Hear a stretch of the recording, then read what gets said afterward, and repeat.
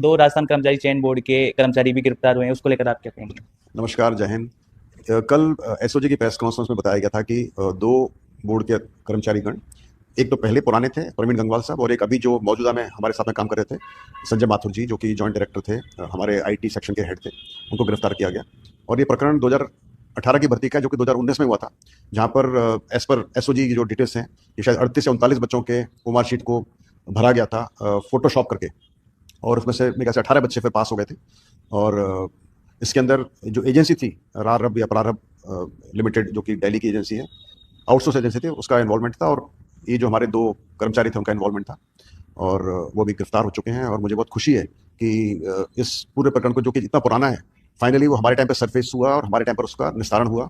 और मुझे उम्मीद है कि और भी लोग जो उसमें जुड़े होंगे, जिनका नाम मुझे उम्मीद है ये लोग लेंगे, वो पकड़े जाएंगे, और इससे जो रॉट है सिस्टम के अंदर वो कम होगा। रॉट यानी कि जो जंग लग जाता है ना सिस्टम में, वो कम होगा। सर, वर्ष 2018 की भर्ती थी, लेकिन अभी अभ्यर्थियों में कहीं ना कहीं पीड़ा है कि क्या इस समय भी ऐसी घटनाएं होती है? उसको लेकर क्या मैसेज देंगे अभ्यर्थियों को? देखिए, बच्चों का सोचना बिल्कुल वाजिब है, जायज़ है, क्योंकि जब किसी संस्था का जो आईटी हेड ही इसमें इन्वॉल्व हो, रह चुका हो, तो उनका शक बिल्कुल जायज़ है, उसमें कोई गलती नहीं है, और पीड़ा भी बिल्कुल सही है। पर मैं सिर्फ इतना आपको भरोसा दिलाना चाहता हूँ आपके माध्यम से बच्चों को, कैंडिडेट्स को, युवाओं को, कि हमारे मेरा आने के बाद मेरा पूरा प्रयास रहा है कि सिस्टम बिल्कुल सुधरे, इम्प्रूव हो।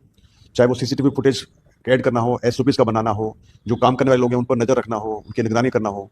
और चाहे संजय माथुर जी थे, तो ये नहीं कि वो बिल्कुल उनका फ्री हैंड था, वो हर चीज़ में इन्वॉल्व थे। बहुत सारे सिस्टम हमारे थे, एक ही आदमी पर डिपेंडेंट नहीं होते हैं, बहुत चेक्स एंड बैलेंसेस होते हैं। तो जो मेरा समझ है, जितने मेरी समझ और जितना मेरा सोच है, जितना मुझे पता है, उस हिसाब से मेरे टाइम पे जो भर्तियां हुई हैं 2024 जनवरी से लेकर अभी तक, उनमें ऐसा कोई भी ना तो मुझे नॉलेज में आया है, ना ऐसा कुछ मुझे शक है कि कहीं पर उमाशीट बदली गई है, क्योंकि बदल करने का कोई संभावना नहीं है। हमने काफ़ी सिस्टम चेंज कर दिए थे, और सारी एजेंसी वगैरह भी चेंज हो गई थी, और सब कुछ नीट एंड क्लीन हुआ है।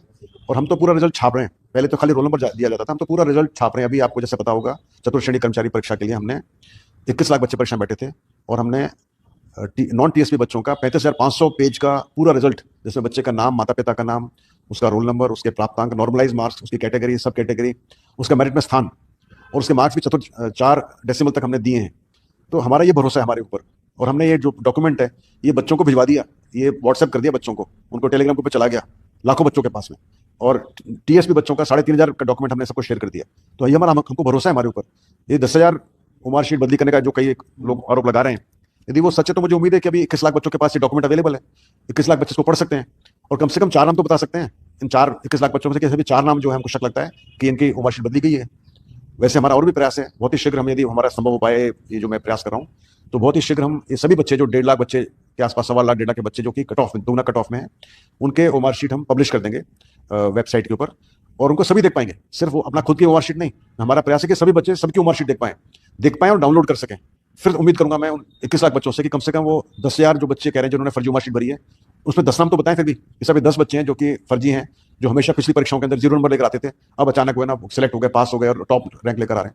तो मुझे उम्मीद है ये जन भागीदारी की आवश्यकता है।